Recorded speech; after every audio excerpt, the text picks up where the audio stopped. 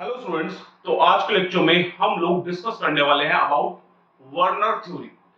First theory दी गई थी जिसने स्टडी किया था बॉन्डिंग ऑफ कोऑर्डिनेशन कंपाउंड को। देखो अभी तक ना हमें आइडिया नहीं है कि कोऑर्डिनेशन कंपाउंड एक्चुअली में होते कैसे हैं, ठीक है। बट इस थ्योरी के बाद हम लोगों को एक बहुत अच्छा आइडिया लग जाएगा कि कोऑर्डिनेशन कंपाउंड क्या है, कैसे बनाए जाते हैं, क्या डिफरेंस है एक नॉर्मल सिंपल सॉल्ट और कॉम्प्लेक्स सॉल्ट के बीच में, ठीक है। वो सब हमें पता चल जाएगा। तो देखिए फर्स्ट थ्योरी थी, किसने दी थी? अल्फ्रेड वर्नर ने दी थी। अब फर्स्ट थ्योरी, फर्स्ट थे जिन्होंने इस पर स्टडी करा, इसीलिए इसको क्या बोला गया? Father of coordination chemistry. इन्हें क्या बोला गया? Father of coordination chemistry. काफी ज्यादा इनके कंट्रीब्यूशन थे। एक तो इन्होंने आइडेंटिफाई किया और एक बहुत अच्छा कंट्रीब्यूशन इनका आइसोमेरिज्म इन इनऑर्गेनिक कंपाउंड, जो कि इससे पहले नहीं पढ़ा जाता था। ऑर्गेनिक कंपाउंड में ही आइसोमेरिज्म पढ़े जाते थे, बट इस थ्योरी के बाद हमने आइसोमेरिज्म भी पढ़ा कि इनऑर्गेनिक कंपाउंड यानी कॉम्प्लेक्स कंपाउंड में भी आइसोमेरिज्म होते हैं, ठीक है। तो चलिए स्टार्ट करते हैं। सबसे इंपॉर्टेंट चीज इसमें हमें क्या समझनी है कि वर्नर थ्योरी ने कुछ एक्सपेरिमेंटल बेसिस पे अपने कोऑर्डिनेशन कंपाउंड को फॉर्मुलेट किया था। अब जो एक्सपेरिमेंट वर्नर थ्योरी ने किए, उन एक्सपेरिमेंट पे डायरेक्ट क्वेश्चन आपके नीट के एग्जाम में आते हैं, आए हुए हैं 2001 में, 5 में, 15 में, 17 में कई बार वर्नर थ्योरी पे कि एक्सपेरिमेंट पे ही क्वेश्चन आ गया। डायरेक्ट एक्सपेरिमेंट पे, कुछ नहीं, सीधा एक्सपेरिमेंट। अगर पता है तो कर सकते हो, नहीं पता तो नहीं कर सकते, ठीक है। तो बहुत अच्छे से इन्होंने जो जो एक्सपेरिमेंट करे उनके बेसिस पे जो पोस्टुलेट दिए वो सब अच्छे से हमें पढ़ते हुए चलना है, ठीक है। तो देखो स्टार्ट करते हैं। इन्होंने क्या किया?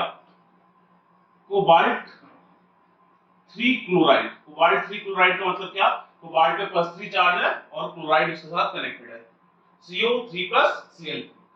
इसके और अमोनिया के अलग अलग रेशो में कंपाउंड्स बनाए, ठीक है। इन दोनों के अलग अलग रेशो में कंपाउंड्स बनाए। और कैसे कंपाउंड्स बनाए? कॉम्प्लेक्स कंपाउंड बनाए इन दोनों के अलग अलग रेशो में। जैसे एक कंपाउंड बनाया गया COCl3.6NH3, ठीक है। 6NH3 मींस 1:6 में ले लिया हमने। एक कंपाउंड बनाया गया CuCl3.5NH3, ठीक है, 1:5 रेशो में ले लिया। एक कंपाउंड बनाया गया CuCl3.4NH3, ठीक है, 1:4 रेशो में। और एक कंपाउंड बनाया गया CuCl3.3NH3। काफी सारे कंपाउंड स्टडी करे थे इन्होंने, हम उनमें से कुछ कंपाउंड्स ले लेते हैं।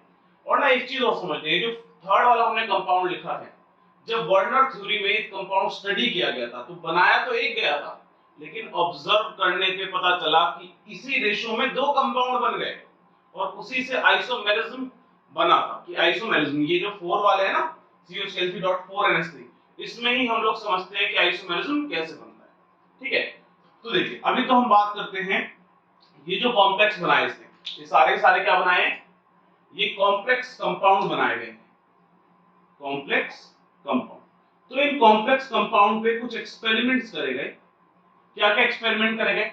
सबसे पहला एक्सपेरिमेंट ये करा गया कि देखा गया कि ये सारे के सारे अपने आयंस की प्रॉपर्टी रिटेन रखते हैं या नहीं रखते।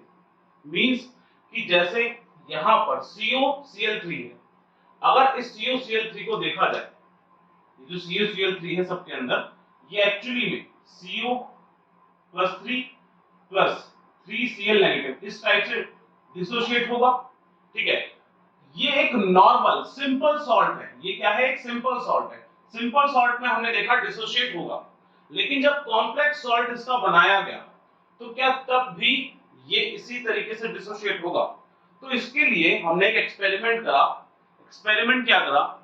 हमने Cl नेगेटिव आयन को डिटेक्ट करना शुरू किया। तो कैसे डिटेक्ट करते हैं? एक रिएक्शन होती है हमारी, मैं यहाँ पे नीचे लिख देता हूँ, कैसे आप डिटेक्ट करते हो Cl नेगेटिव आयन को।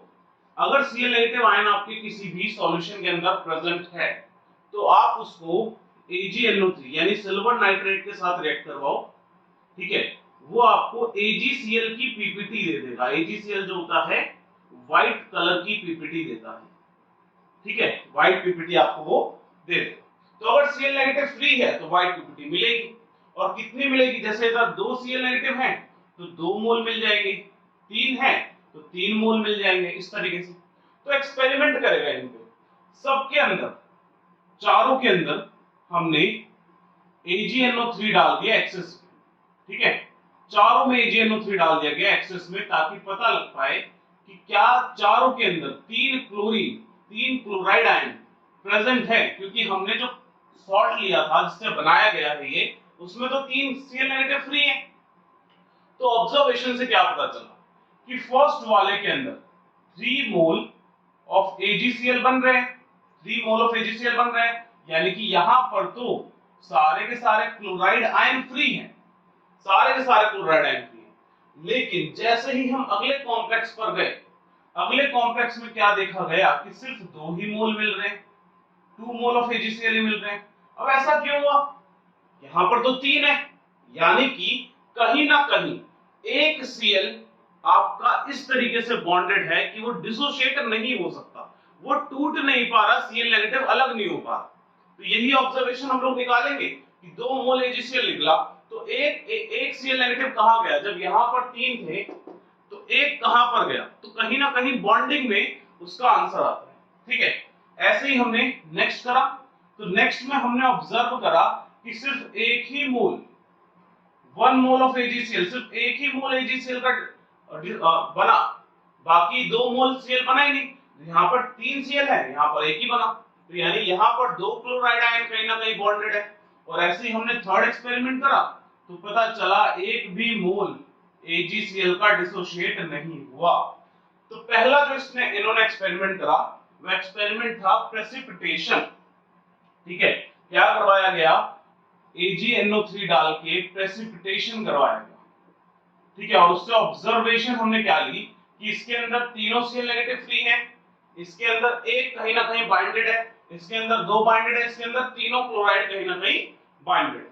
तो पहली ऑब्जर्वेशन ये थी, ठीक है। दूसरी चीज क्या करी गई?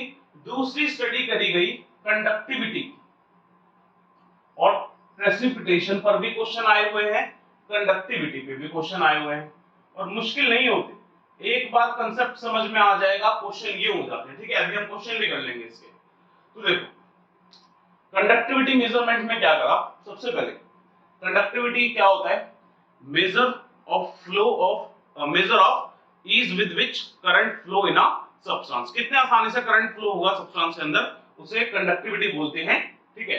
तो कंडक्टिविटी की मेजरमेंट करी गई। तो कंडक्टिविटी डिपेंड करती है, कंडक्टिविटी की अगर हम बात करें, ये डिपेंड किस पे करेगी? Depends on number of ions या इलेक्ट्रॉन्स, अगर है हमारे पास तो इलेक्ट्रॉन्स पे, तो जितने ज्यादा इलेक्ट्रॉन्स, जितने ज्यादा आयंस, उतनी ज्यादा कंडक्टिविटी। तो अब क्या देखा गया कि जब इसको डिसोशिएट करवाया गया, इसको जब डिसोशिएट करवाया, तो यहां पर हमें सिर्फ 0 एक भी आयंस नहीं मिला, 0 आयंस डिसोशिएट हुए ही, ठीक है। तो मतलब यहां पे Cl नेगेटिव, सॉरी, इसके अंदर 4 आयंस डिसोशिएट हुए, सॉरी 4 आयंस डिसोशिएट हुए। फर्स्ट वाले में हमने क्या देखा कि 4 आयंस हमें मिल रहे हैं, उसके बेसिस पर कंडक्टिविटी देखी गई कि इसकी सबसे ज्यादा आ रही है। सेकंड वाले में हम गए, इसके अंदर सिर्फ और सिर्फ 3 आयंस आ रहे हैं। थर्ड वाले में गए, इसके अंदर सिर्फ 2 आयंस डिसोशिएट हो रहे हैं। तो ऐसा क्यों हो रहा है? जब COCl3 है, टोटल 4 आयंस हर एक के अंदर मिलने चाहिए थे। CO3 प्लस NH3 तो न्यूट्रल है, चलो NH3 तो न्यूट्रल है आपके पास, वो तो आपका आयनिक फॉर्म में देगा ही नहीं, वो तो कंडक्टिविटी में यूज ही नहीं होगा। लेकिन जब हम बात करते हैं COCl3 की, तो एक कोबाल्ट 3 प्लस और 3 Cl नेगेटिव, चारों के चारों मिलने चाहिए ना, बट हो क्या रहा है? 4 आयंस मिले, 3 मिले, 2 मिले, यहां पर एक आयन मिला बस, ठीक है। यहां पर एक आयन, वो भी आयनिक नहीं होता, यहां पर 0 आयंस मिले, यहां पर एक भी नहीं मिला। तो वैसा क्यों हुआ कि जब आपको मिलने चारों में, हर केस में 4-4 आयन चाहिए थे, लेकिन इतने ही मिले। तो इन्होंने इन 2 ऑब्जर्वेशन के बेसिस पे फॉर्मूला दिया कि एक्चुअली में कॉम्प्लेक्स कंपाउंड का जो हमने फॉर्मूला लिखा है वो सही नहीं है, ठीक है। जो हम सिंपली ऐसे लिख दे रहे हैं कोऑर्डिनेशन कंपाउंड को, वो सही तरीका नहीं है लिखने का। क्यों सही तरीका नहीं है? क्योंकि आयंस सारे डिसोशिएट नहीं हो रहे, मोल्स सारे डिसोशिएट नहीं हो रहे, तो सॉरी AgCl सारे क्लोराइड आयन डिसोशिएट नहीं हो रहे, तो कहीं ना कुछ बाइंडेड है। तो इन्होंने क्या बोला कि कोबाल्ट जो है कुछ इस तरीके से कॉम्प्लेक्स बना रहा है COCl3। ऑब्जर्वेशन के बेसिस पे इन्होंने ये बोला, देखो CONH3 6Cl3, एक स्क्वायर ब्रैकेट्स बनाए गए और क्या बोला गया कि जो स्क्वायर ब्रैकेट्स बनाए जा रहे हैं ना, ये जो स्क्वायर ब्रैकेट्स बनाए जा रहे हैं, इन स्क्वायर ब्रैकेट्स को डिसोशिएट करना पॉसिबल नहीं है।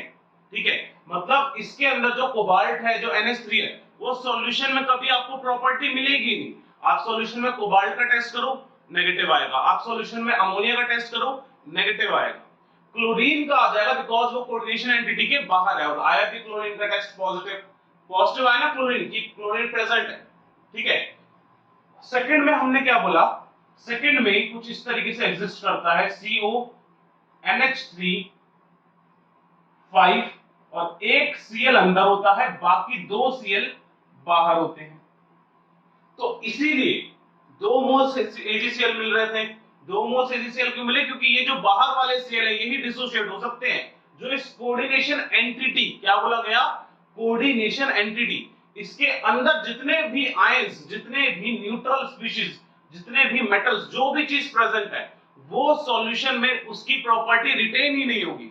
सॉल्यूशन में आपको नहीं पता चलेगा कि कोबाल्ट भी है इसके अंदर, इसके अंदर NH3 भी। आप कोई भी टेस्ट करवा के देखो, नेगेटिव आएगा। ठीक है, नेक्स्ट हमने क्या देखा, कोबाल्ट NH3 4Cl2, एक Cl बाहर है, बाकी दो अंदर। तो इसीलिए इसके अंदर क्या मिल रहा है, सिर्फ 1 मोल ऑफ AgCl मिल रहा है। जो बाहर वाला है वही डिसोशिएट हुआ। और लास्ट वाले के अंदर हमने क्या देखा, CONH3 होल थ्राइस Cl3। ठीक है, इसके अंदर सारे ही Cl अंदर है, इसलिए कोई आयन, इसलिए एक भी मोल्स आपका HCl का डिसोशिएट नहीं हुआ। और अगर आयंस की हम बात करते हैं तो वो चीज भी देखो बहुत इजीली क्लैरिफाई होती है यहां से कि हमने ऐसा ही फॉर्मूला क्यों बनाया। बिकॉज जब मैं इसको डिसोशिएट करूंगा तो एक तो ये बनेगा और 3 Cl नेगेटिव बन जाएंगे, तो एक आयन इसका और 3 Cl नेगेटिव के। ठीक है, एक आयन इसका बनेगा कुछ ऐसा CONH3 होल 6, ये कोऑर्डिनेशन एंटिटी के साथ पूरा एक आयन कहलाएगा। ठीक है, और 3 Cl नेगेटिव ऐसे डिसोशिएट हुआ है सॉल्यूशन के अंदर। तो टोटल 4 आयंस मिल रहे हैं ना। और अगले में अगर हम जा रहे हैं, अगले में एक ये डिसोशिएट होगा और 2 ये, टोटल 3 आयंस मिले। उससे अगले में देखा एक कोऑर्डिनेशन एंटिटी और एक ये Cl, टोटल 2 आयंस मिले। अगले वाले में तो एक भी आयंस नहीं मिलेगा बिकॉज ऑलरेडी जो चार्ज है वो कोऑर्डिनेशन एंटिटी के अंदर ही न्यूट्रलाइज हो गया। कोबाल्ट 3+ और 3 Cl नेगेटिव अंदर ही न्यूट्रलाइज हो गए, और एक की भी प्रॉपर्टी आपको सॉल्यूशन के अंदर नहीं मिलेगी। ना कोबाल्ट दिखेगा, ना क्लोराइड दिखेगा, ना अमोनिया दिखेगा। कोई भी सॉल्यूशन के अंदर किसी का भी टेस्ट पॉजिटिव नहीं आएगा। तो इन ऑब्जर्वेशन के बेसिस पे वर्नर ने ये फॉर्मूले दिए कि कोऑर्डिनेशन कंपाउंड कुछ ऐसे लिखे जाते हैं, और कुछ अलग उसने पोस्टुलेट्स दिए। उन्होंने क्या बोला कि आप नॉर्मली एक सिंपल सॉल्ट को जब देखते हो, ये सिंपल सॉल्ट है, ठीक है, एक सिंपल सॉल्ट को जब आप देखते हो, सिंपल कंपाउंड को देखते हो, तो सिंपल सॉल्ट में ना सिर्फ एक ही वैलेंसी होती है। जैसे COCl3, इसको आपने देखा, ठीक है, इसको आपने देखा, आपने AgCN को देखा, आपने FeCN2 को देखा, बहुत सारे ऐसे सॉल्ट्स होते हैं। ठीक है, ये सिंपल सॉल्ट है, कॉम्प्लेक्स नहीं है ये। तो इसमें क्या बोला गया कि इसमें जो मेटल्स है ना, मेटल्स कोबाल्ट +3, Ag+, Fe2+, इन सब में सिर्फ एक ही वैलेंसी होती है। क्या वैलेंसी? इनकी ऑक्सीडेशन स्टेट, जिसको बैलेंस करने के लिए ये नेगेटिव आयंस इनके साथ लगाए गए। जैसे कोबाल्ट है 3+ चार्ज, तो इसमें 3 Cl नेगेटिव लगाया गया ताकि इसकी वैलेंसी मींस क्या होता है, रेसिडुअल फोर्स। जिन फोर्स को सेटिस्फाई करना जरूरी होता है एक एलिमेंट, एक आयन को स्टेबल करने के लिए। ठीक है। तो इन्होंने क्या बोला, एक सिंपल सॉल्ट जो है उनमें सिर्फ एक ही वैलेंसी होती है। उनमें कैसी वैलेंसी है, इसके ऑक्सीडेशन स्टेट को आप बैलेंस कर दो, ये स्टेबल हो जाएंगे। बट जब ये कॉम्प्लेक्स सॉल्ट में कन्वर्ट होते हैं, जब ये सिंपल सॉल्ट से किसमें कन्वर्ट हुए, ये कन्वर्ट हो गए कॉम्प्लेक्स कंपाउंड के अंदर, कोऑर्डिनेशन कंपाउंड के अंदर, कॉम्प्लेक्स सॉल्ट के अंदर जब ये कन्वर्ट हुए तो सिर्फ एक वैलेंसी नहीं रह जाती, तब एक से ज्यादा वैलेंसी हो जाती है एक मेटल की। जैसे यहां पर जैसे ही कोऑर्डिनेशन कंपाउंड बना, कोबाल्ट ने 6 अमोनिया के साथ बॉन्ड बनाया, कोबाल्ट ने 5 अमोनिया एक क्लोरीन के साथ बॉन्ड बनाया। टोटल हर केस में आप देख रहे हो कोबाल्ट 6 डिफरेंट पार्टिकल के साथ, डिफरेंट मॉलिक्यूल या आयंस के साथ बॉन्ड बना रहे हैं, लेकिन हर केस में 6 हैं। तो इसने क्या बोला, कोबाल्ट की कहीं ना कहीं एक ऐसी वैलेंसी भी है जिसको सेटिस्फाई करना जरूरी है, और जिस वैलेंसी का नंबर 6 है कि 6 आयंस, 6 न्यूट्रल स्पीशीज, ये न्यूट्रल या आयन, ठीक है, कुछ भी हो सकता है, वो सारे न्यूट्रल भी हो सकते हैं, वो सारे आयंस भी हो सकते हैं, वो न्यूट्रल और आयन का मिक्सचर भी हो सकता है, वो उसके साथ कनेक्टेड होने चाहिए उसकी वैलेंसी को सेटिस्फाई करने के लिए। तो कॉम्प्लेक्स सॉल्ट के अंदर उन्होंने बोला 2 टाइप की वैलेंसीज होती हैं। एक तो जो सिंपल में होती है, वही सिंपल में क्या थी, ऑक्सीडेशन स्टेट, यानी ऑक्सीडेशन स्टेट को बैलेंस करना तो जरूरी है ही है, ठीक है, ऑक्सीडेशन स्टेट को आपको बैलेंस करना ही पड़ेगा, सेटिस्फाई करना ही पड़ेगा। बट कॉम्प्लेक्स के अंदर आप ऑक्सीडेशन स्टेट के साथ साथ एक सेकेंडरी वैलेंसी भी जनरेट हो जाती है। ऑक्सीडेशन स्टेट को क्या बोल दिया, प्राइमरी वैलेंसी बोल दिया, ये प्राइमरी वैलेंसी है, इसको सेटिस्फाई कर दिया, ठीक है। बट आपको अगर एक मेटल आयन को स्टेबल करना है तो प्राइमरी के साथ साथ उसकी सेकेंडरी वैलेंसी को भी स्टेबल करना पड़ेगा। तो उन्होंने प्राइमरी और सेकेंडरी वैलेंसी का कंसेप्ट दिया कि ये कोऑर्डिनेशन कंपाउंड क्यों बने, क्योंकि उनको अपनी सेकेंडरी वैलेंसी भी सेटिस्फाई करनी थी। यहां पर सिर्फ और सिर्फ प्राइमरी वैलेंसी सेटिस्फाइड है, जब ये इधर बन गए तो इसके अंदर सेकेंडरी वैलेंसी भी सेटिस्फाई हो जाएगी, ठीक है। तो अब हमें पोस्टुलेट से समझ में आएगा कि वर्नर थ्योरी ने जो पोस्टुलेट्स दिए उसमें प्राइमरी और सेकेंडरी वैलेंसी को कैसे एक्सप्लेन किया, ठीक है। चलिए अब एक बार इसकी पोस्टुलेट्स देखते हैं हम लोग, और क्वेश्चंस भी देखेंगे प्रेसिपिटेशन और कंडक्टिविटी के, ठीक है। चलिए नाउ पोस्टुलेट्स को रीड करते हैं। जो अभी हमने एक्सपेरिमेंट डिस्कस किया, उस एक्सपेरिमेंट के बेसिस पर इसने क्या अपने पोस्टुलेट्स दिए, उनको समझेंगे बहुत अच्छे से। तो इसने क्या बोला, metal possesses 2 type of valency, metal की 2 टाइप की वैलेंसी होती है। मैंने अभी आपको बताया, प्राइमरी वैलेंसी वो जो कि उसके ऑक्सीडेशन नंबर को सेटिस्फाई करेगी, बट कॉम्प्लेक्स में प्राइमरी के अलावा भी एक और वैलेंसी होगी जिसको सेकेंडरी वैलेंसी नाम दिया जाएगा, ठीक है। जैसे हमारे पास एक कोऑर्डिनेशन कंपाउंड है कुछ इस टाइप से, एक सिंपल कंपाउंड ले लिया हमने COCl, ठीक है, ये हमने एक सिंपल कंपाउंड ले लिया, और एक ले लिया हमने coordination compound CONH3 whole 6 Cl3, ठीक है। तो इसने क्या बोला, एक सिंपल कंपाउंड के अंदर तो एक ही वैलेंसी होती है, कोबाल्ट पे जो +3 चार्ज है उसी को सेटिस्फाई करना है बस। लेकिन कॉम्प्लेक्स के अंदर कोबाल्ट पे +3 चार्ज भी है, उसको भी सेटिस्फाई करना पड़ेगा आपको, जिसको हमने प्राइमरी वैलेंसी का नाम दिया। और कोबाल्ट को 6 मॉलिक्यूल्स या नेगेटिव आयन के साथ बॉन्ड बनाना पड़ेगा स्टेबल होने के लिए, जिससे क्या बोला गया, सेकेंडरी वैलेंसी। देखो इसने सिर्फ बताया कि स्टेबल होना पड़ेगा, रीजन नहीं बताया था वर्नर थ्योरी में, बॉन्डिंग उसने एक्सप्लेन नहीं करी थी कि ऐसा क्यों होता है, वही इसकी लिमिटेशन में भी आएगा। इसीलिए हम लोग बात नहीं कर रहे इस चीज की कि इसने 6 क्यों बनाए, 6 NH3 के साथ ये कंबाइन क्यों हुआ, इसने जस्ट ऑब्जर्व किया है अभी कि ऐसे कंपाउंड होते हैं, ठीक है। तो इस कोबाल्ट के +3 चार्ज को भी हमें सेटिस्फाई करना है, जो कि हमने Cl नेगेटिव से करा, और इसकी वैलेंसी यानी 6 इसको बॉन्ड बनाने पड़ेंगे, चाहे वो NH3 के साथ बनाए चाहे और किसी न्यूट्रल या नेगेटिव स्पीशीज के साथ बनाए, तो ये दोनों वैलेंसी को सेटिस्फाई करना पड़ेगा। इसको तो यही प्राइमरी वैलेंसी बोला, लेकिन इसको हमने क्या बोल दिया, सेकेंडरी वैलेंसी, ठीक है। तो देखो oxidation state of metal, primary valency क्या है, oxidation state of metal, metal के ऑक्सीडेशन स्टेट को ही प्राइमरी वैलेंसी बोला गया। सेकेंडरी वैलेंसी क्या है? Coordination number of metal. Coordination number एक नया टर्म हमने यहां पर बोला। जो नियरेस्ट नेबरिंग एटम्स होते हैं आपके सेंट्रल मेटल के, जो नियरेस्ट नेबरिंग एटम होते हैं उनको क्या बोला जाता है? Coordination number. जैसे अगर इधर देखा जाए तो ये कोबाल्ट कुछ ऐसा होगा, ये अमोनिया से इस तरीके से बॉन्ड बना रहा होगा, इस तरीके से, ठीक है। तो जो डायरेक्टली कनेक्टेड होते हैं उनको ही क्या बोला जाएगा? नियरेस्ट नेबरिंग एटम, ठीक है। तो ऐसे 6 अमोनिया कनेक्टेड है, तो कोऑर्डिनेशन नंबर क्या हो गया? 6 हो गया, ठीक है। कोऑर्डिनेशन नंबर 6 हो गया। नेक्स्ट प्राइमरी वैलेंसी, जो कि सिंपल में हमने देखा, प्राइमरी वैलेंसी इजीली आयनाइज हो जाती है। Cobalt +3 plus 3Cl negative easily ionize हो जाती है। लेकिन सेकेंडरी वैलेंसी आयनाइज नहीं होती, नॉन आयनाइजेबल है। आप अगर इसको तोड़ोगे, कोऑर्डिनेशन एंटिटी टूटेगा ही नहीं। ये कुछ ऐसे बन जाएगा CuNH3 whole 6 3 positive plus 3Cl negative. तो इसके अंदर ये जो 6 अमोनिया है वो एज इट इज रहे। कोऑर्डिनेशन स्फीयर जो हमने बनाया, जो कोऑर्डिनेशन एंटिटी बनाई, वो कभी ब्रेक नहीं होती, ठीक है। तो ये हमने बात करी सेकेंडरी वैलेंसी क्या है? Non ionisable.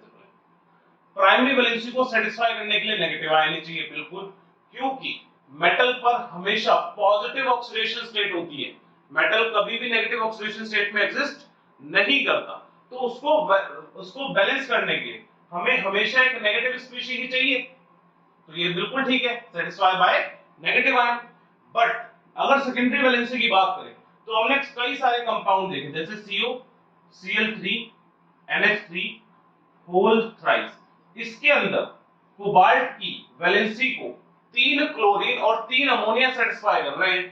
तो यहाँ पे नेगेटिव भी सेटिस्फाई कर रहा है और अमोनिया भी सेटिस्फाई कर रहा है। तो क्लोरीन और अमोनिया दोनों ही यहाँ पर सेकेंडरी वैलेंसी को सेटिस्फाई कर रहे हैं। और इसमें एक इंपॉर्टेंट चीज ये भी है कि क्लोरीन जो है सेटिस्फाई कर रहा है, satisfy both primary valency and secondary valency, ठीक है।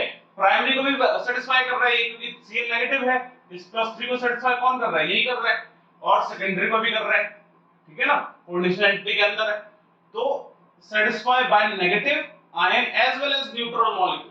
नेगेटिव आयन से भी सेटिस्फाई हो जाएगी और न्यूट्रल मॉलिक्यूल से भी सेटिस्फाई हो जाएगी, ठीक है। Next primary valency non directional होती है। जैसे मैंने अभी एक स्ट्रक्चर बनाया, ठीक है, ये स्ट्रक्चर बनाया, ये जो पूरा स्ट्रक्चर होगा ना, कुछ ऐसा होगा कि 6 अमोनिया बिल्कुल डायरेक्शनली ऑक्टाहेड्रल ज्योमेट्री ऑक्यूपाई करेंगे, मतलब इसी डायरेक्शन से अमोनिया आ सकता है, अलग शेप ऑक्यूपाई नहीं कर सकता। लेकिन इस पर जो क्लोरीन है 3 नेगेटिव, ये जो क्लोरीन है ये नॉन डायरेक्शनल है। ये आप क्लोरीन चाहे यहां पर लगा दो, ये इलेक्ट्रोस्टैटिक अट्रैक्शन है, कहीं से भी क्लोरीन कनेक्ट हो सकता है, कोई डायरेक्शन नेचर नहीं है, कोई शेप नहीं बन रही इस क्लोराइड से। ये जो क्लोराइड आयन है इसमें यहाँ पे जो कि प्राइमरी वैलेंसी को सेटिस्फाई कर रहे हैं, उससे कोई शेप या ज्योमेट्री जनरेट नहीं हो रही, तो किसी भी डायरेक्शन से आपके वो कनेक्ट हो सकता है। तो हमने क्या बोल दिया? नॉन डायरेक्शनल नेचर है। बट इसका क्या बोला हमने? डायरेक्शनल नेचर, जिसकी वजह से कैरेक्टरिस्टिक स्पेशल अरेंजमेंट, स्पेस में जो अरेंजमेंट है उसका एक अलग कैरेक्टरिस्टिक्स निकल के आता है कि वो ऑक्टाहेड्रल है, स्क्वायर प्लेनर है या टेट्राहेड्रल है। आप 3 टाइप की शेप्स यहां पर पढ़ोगे कि आपके कोऑर्डिनेशन कंपाउंड आइदर टेट्राहेड्रल पढ़े जाएंगे, आइदर स्क्वायर प्लेनर पढ़े जाएंगे और ऑक्टाहेड्रल पढ़े जाएंगे। तो डिफरेंट जो स्पेशल अरेंजमेंट आई इसकी कोऑर्डिनेशन एंटिटी की शेप जो जनरेट हुई वो किस वजह से जनरेट हुई? क्योंकि सेकेंडरी वैलेंसी में डायरेक्शनल नेचर होता है। हमने कभी नहीं पढ़ा कि NaCl की शेप बताओ क्या है, हमने कभी नहीं पढ़ा MgCl2 की शेप बताओ क्या है, AlCl3 की शेप बताओ क्या है। क्यों? क्योंकि ये सारे के सारे आयनिक है, सिंपल, कहीं से भी जोड़ दो। Na+ है, Cl नेगेटिव में यहां जोड़ देता हूं, Na+ है, Cl नेगेटिव मैंने यहां जोड़ दिया, इलेक्ट्रोस्टैटिक अट्रैक्शन है, कहीं से भी कनेक्ट करो, ठीक है।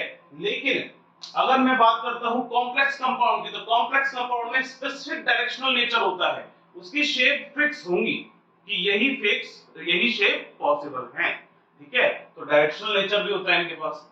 और हर मेटल के लिए एक fix number of secondary valency होती है। जैसे कोबाल्ट की यहां पर 6 है, आयरन की 6 हो गई, Ag की 2 हो गई, ठीक है। अलग अलग मेटल्स की अलग अलग सेकेंडरी वैलेंसी होती है और वो फिक्स नंबर में होती है, ठीक है।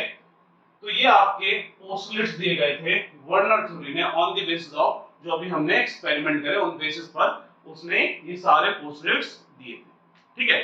चलो एक बार ना हम लोग समझेंगे कि कैसे वर्नर थ्योरी ने आइसोमेरिज्म में हेल्प करी थी, कि ये बताया था कि इनऑर्गेनिक कंपाउंड में भी आइसोमेरिज्म एग्जिस्ट करते हैं, ठीक है। इसका ये वाला पॉइंट डायरेक्शनल नेचर, ये कैसे इसने बताया था। हमने कंपाउंड पढ़ा CO NH3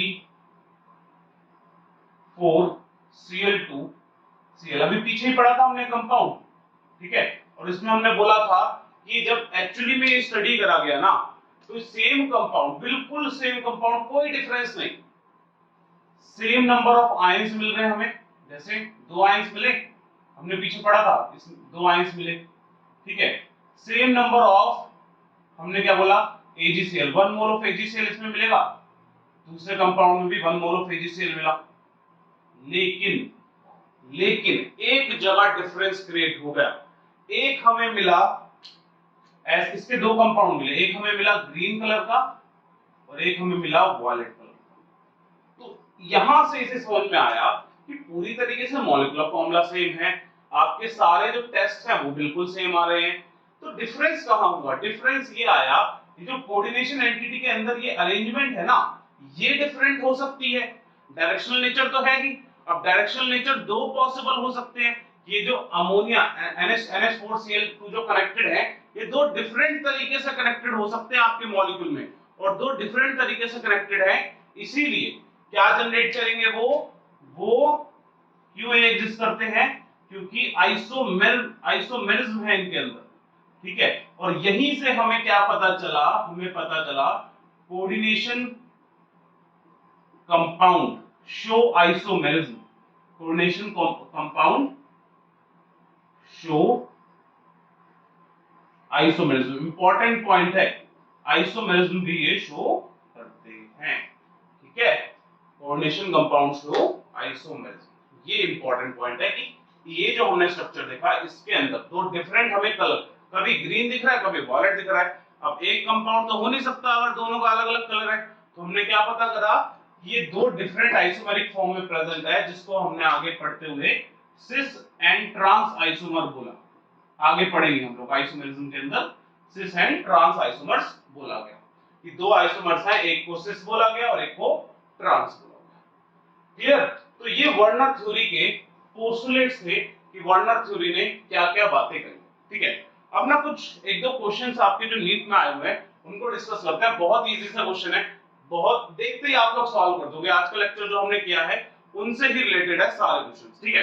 2-3 क्वेश्चंस है, करके देखते हैं हम लोग कैसे करेंगे, ठीक है।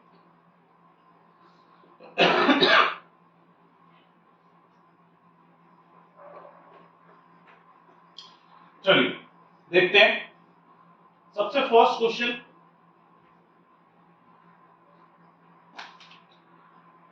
रीड करते हुए चलेंगे क्वेश्चन को, ठीक है। The correct order of stoichiometric of AgCl formed when AgNO3 in excess is treated with complexes COCl3.6NH3, COCl3.5NH3, COCl3.4NH3 respectively।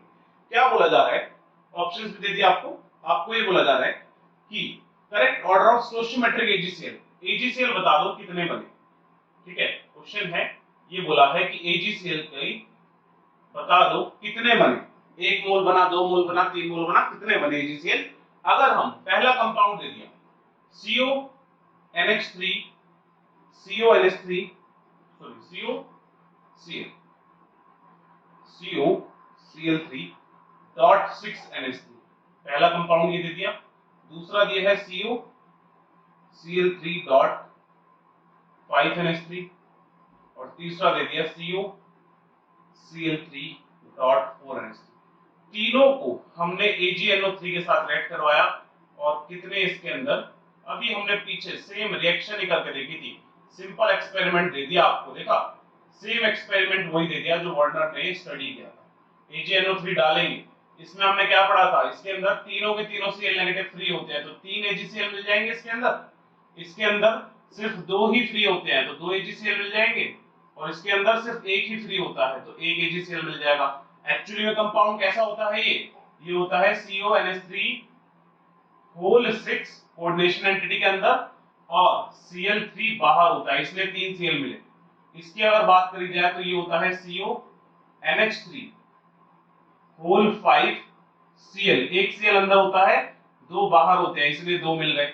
और इसके अंदर CONH3 होल 4 Cl2, इसीलिए एक Cl बस बाहर बचता है और एक AgCl मिल जाएगा। तो करेक्ट आंसर क्या आ जाएगा, करेक्ट आंसर आएगा option number C, 3 then 2 then 1। ठीक है, correct answer is option number 2। Question easy है, अभी हमने करा है, हो जाना चाहिए। ठीक है, चलिए नेक्स्ट क्वेश्चन देखते हैं। नेक्स्ट क्वेश्चन आपको दिया गया, रीड करेंगे। क्वेश्चन है cobalt 3 chloride form several octahedral complex. Cobalt 3 chloride जो है काफी सारे ऑक्टाहेड्रल कॉम्प्लेक्स बनाता है with ammonia. Which of the following will not give test for chloride ion with silver nitrate? Chloride ion का टेस्ट कौन सा नहीं देगा? अब अगेन सेम उस पर क्वेश्चन दे दिया जो अभी हमने एक्सपेरिमेंट करा फर्स्ट वाला, क्या COCl3 डॉट 3NH3। हमें बताना है किसमें Cl नेगेटिव फ्री नहीं है। ठीक है, जिसमें Cl नेगेटिव फ्री नहीं होगा वही टेस्ट नहीं देगा। ठीक है, और ये चारों के चारों अभी हमने डिस्कस करें, चारों के चारों अभी डिस्कस किए हमने। ठीक है, यही चार ऑप्शन दे दिए, तो देखिए क्या है, इसके अंदर तीनों Cl फ्री होते हैं, टेस्ट दे देता है। इसके अंदर दो Cl फ्री होते हैं, टेस्ट दे देगा। इसके अंदर एक Cl फ्री है, ये भी टेस्ट दे देगा।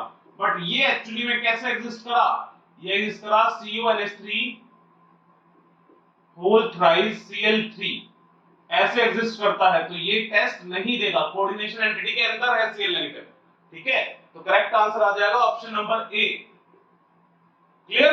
चलो एक और क्वेश्चन देखते हैं, आपके लिए का ये क्वेश्चन है। ठीक है, और भी इजी क्वेश्चन है इससे। हाँ देखो क्वेश्चन क्या बोला, which of the following will exhibit maximum ionic conductivity. ये बता दो किसमें आयनिक कंडक्टिविटी मैक्सिमम होगी। ऑप्शंस क्या क्या हैं आपके पास, ऑप्शंस हैं K4 Fe CN6। ठीक है, सेकंड ऑप्शन आपके पास है CONH3 6 Cl3। थर्ड ऑप्शन आपके पास है CuNH3 होल 4